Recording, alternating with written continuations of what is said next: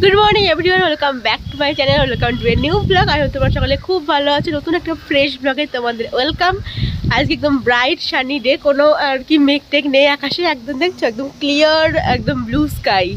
আজকে সকাল সকাল সব কাজগুলো সেরে, মানে চাটা অনেকক্ষণ আগে খাওয়া হয়ে গেছে, তারপরে বেড টেডগুলো ক্লিন করে ঘরগুলো গুছিয়ে তারপরে আমি ছাদে চলে এসেছি।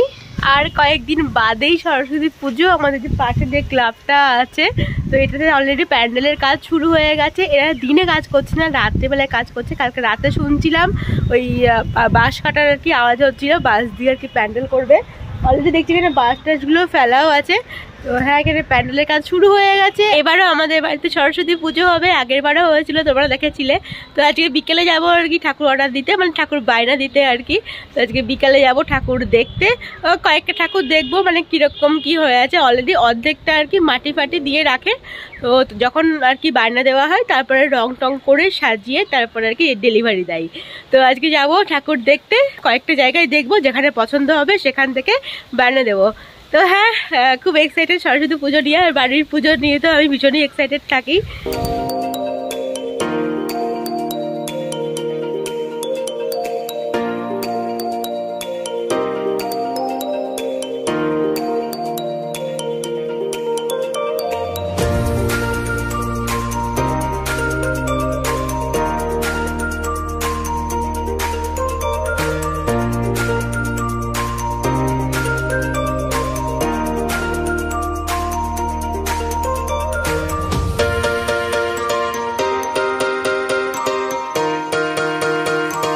পেয়ারা মেখে নিয়ে ছাদে চলে এসেছি, যে ধনে পাতা দিয়ে কাঁচা লঙ্কা দিয়ে একদম ইয়ামি ইয়ামি করে মেখে, শুধু কাসন্দিটা থাকলে খুব জমে যেত।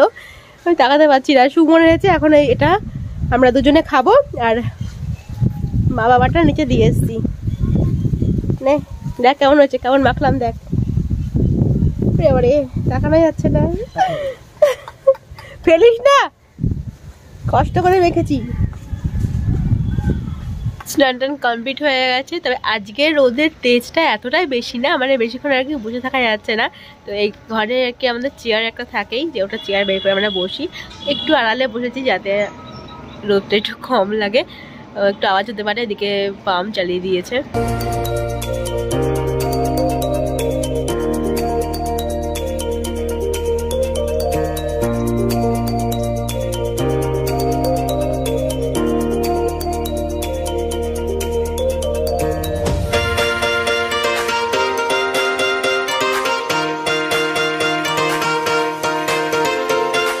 লাঞ্চ সেরে এখন আমি আর সুমন যাচ্ছি হচ্ছে সরস্বতী ঠাকুর দেখতে। কয়েকদিন পরেই পুজো, তো কোথায় কেমন ঠাকুর বানিয়েছে সেটাই আর কি দেখতে যাচ্ছি। যেখানে পছন্দ হবে সেখান থেকে একটা অর্ডারও দিয়ে দেবো।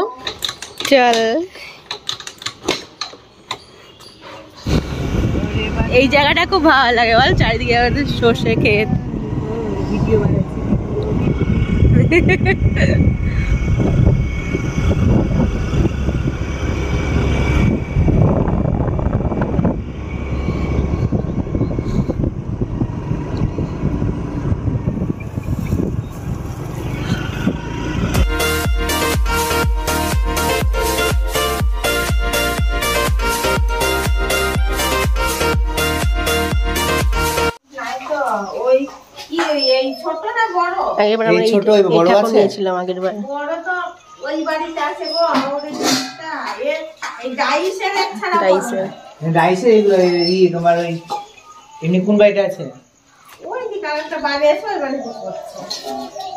ওখানে আছে ওরা।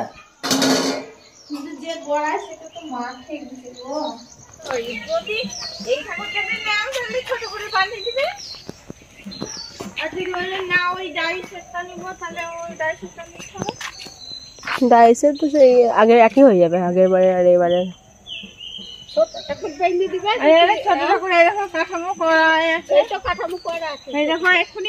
মাঠে গিয়ে এসে বাঁধবে ছোট কাঠামো, যে ছাড়া ছোট তাও বানিয়ে দিবে।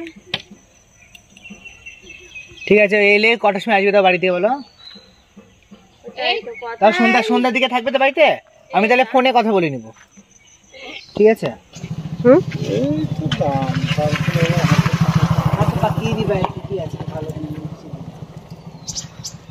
হাতে পাকিয়ে দিলে একটু ভালো লাগবে, হাতে না পাকালে কি বলো? তুমি ওই পেছনে এইখান থেকে ঠাকুর কেউ দেখে না, যখন সামনে ফেস দেখে ঠাকুরের। তুমি ঠাকুর কিনতে দেখো তার ভেতরে যতটুকু ঠাকুর মিনিমাম 2,500 থেকে 3,000 টাকা। আমার সাথে দাম দর করে না, আমি তো হ্যাঁ, এবার অন্য জন আমি মিলে দাম দর কথাটা করে। কি ভুল বললাম কি ঠিক বললাম? তুমি দাম দর করে দিও, হয় না 200 টাকা। হ্যাঁ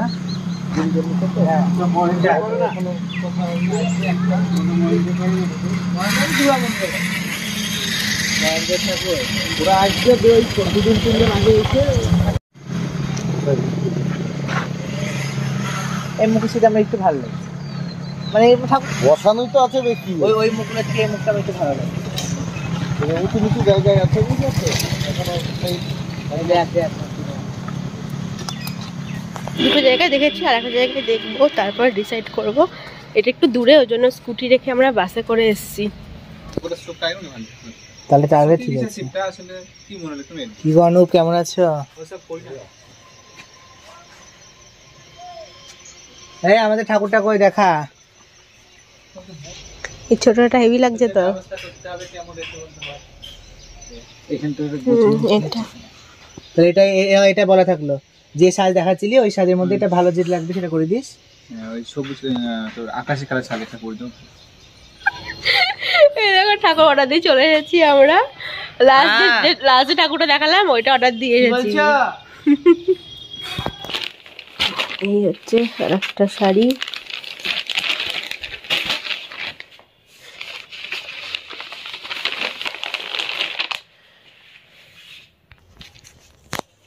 এই হচ্ছে আর একটা।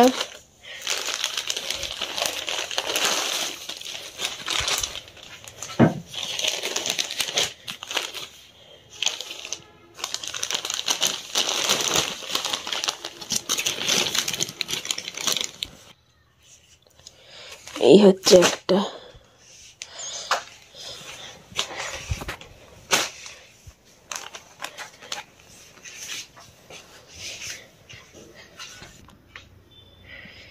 এই হচ্ছে 4টে শাড়ি। 4টেই হচ্ছে ঢাকা জামদানির উপরে আছে। এখন দেখছি যে কোনটা ভালো লাগছে।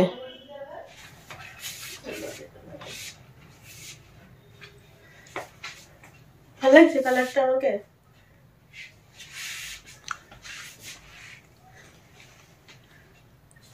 তুমি আগে দেখে নাও ভালো লাগছে কিনা। কাগজগুলো সব বেরিয়ে যাচ্ছে। এটা একটা ভালো লাগছে, রেড এন্ড ব্ল্যাক।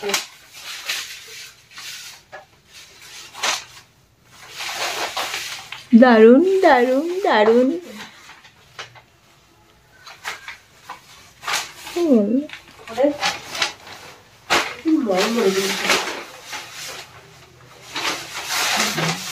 কাগজগুলো কিন্তু সব খুলে গেল।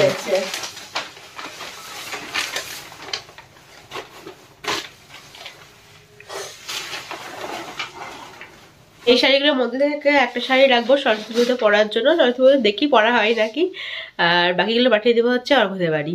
আজকে মা বানাচ্ছে এখানে হচ্ছে কলাইয়ের ডালের সরু চুটলি। দেখতেই পাচ্ছ একদম সাদা সাদা। শুধু কলাইয়ের ডাল না, এর মধ্যে আরো অনেক কিছু দিয়েছে, অনেক রকম ডাল অনেক কিছু দিয়েছে মা, সেটা মাই জানে, আমি জানি না।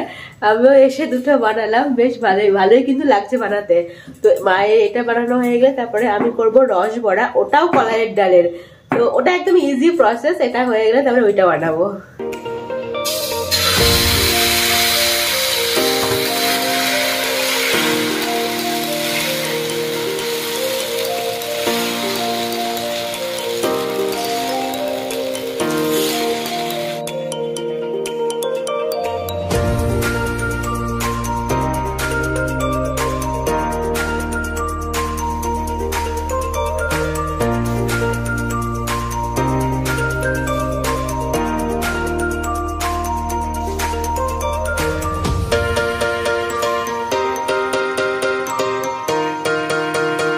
আমার আজকে ডিনারটা তোমাদের একটু দেখিয়ে দিই। এই হচ্ছে কলাই ডালের সরু চুগলি, আর এটা এমনি খাওয়া যায়, এমনি শুধুই ভালো লাগে।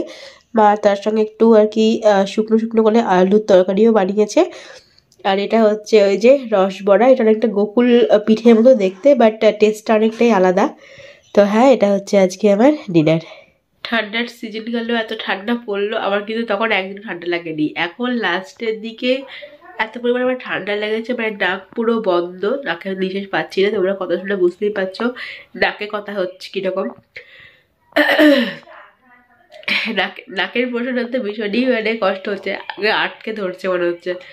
তো আর দেরি করবো না, আমি ব্লগটা এখানে এড করে দিই, কারণ এরপরে শরীরটা যদি আরও বেশি খারাপ হয়ে যায় তাহলে আমি ব্লগটা আমি এড করতে পারবো না। তো চলো, আজকেও তো ব্লগটা এত দূরে, যদি তোমাদের কিছু ভালো লেগে থাকে please do like, comment, share and subscribe to Ritu's Canvas. তোমাদের দেখাচ্ছি নতুন কোনো ব্লগ নিয়ে। Till then stay happy, stay safe, good night, bye by.